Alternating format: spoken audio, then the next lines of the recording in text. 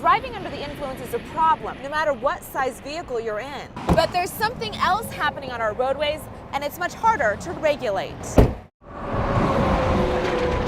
In an instant, a drive along an Arizona highway can turn deadly. A tractor trailer versus a passenger car. 80,000-pound trucks going up to 75 miles an hour. Collisions involving commercial vehicles are horrific. It's a very simplistic saying, but the saying is big trucks, big crashes. Hey, westbound, any of you boys have these? Truck drivers have a saying too: time is money. The longer you sit, the more money you spend. Caffeine is a friend to most here, helping truckers to stay awake, dealing sometimes with tough conditions. Are there drivers out on the roadways who ever do things they shouldn't to stay awake? Yeah, but not as much as used to be. The truck drivers used to do a lot of stuff, illegal stuff they shouldn't, and some of them still do. It's out there and everybody knows it, and you just hope that you're not around one of them at the wrong time.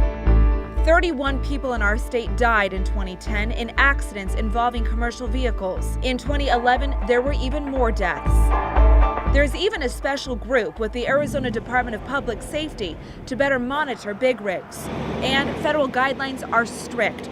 Truck drivers can't have any drugs or alcohol even sealed in their cabs. Cough syrup with alcohol is off limits too. Plus, truckers can't drink any alcohol for hours before getting behind the wheel. But it still happens. DPS cites dozens of drivers each year for having alcohol or drugs in their cabs or in their blood. It's everywhere. A lot of these drivers do drugs. I ain't gonna say, well, a lot of them do, because there's a lot of truck drivers, but there's a lot of them that don't. But law enforcement sees an even bigger problem, one that's harder to regulate. Being fatigued is probably worse than being under the influence of alcohol or a narcotic.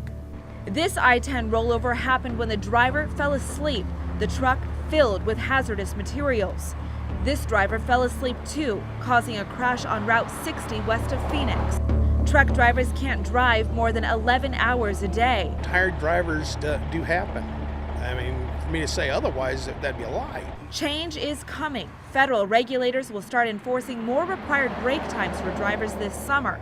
And right now, there is a push toward mandating electronic logging devices for all trucks, instead of letting drivers manually record them. So we have the infrastructure, and we're located in an area where we're going to continue to have a lot of commercial vehicles on the road.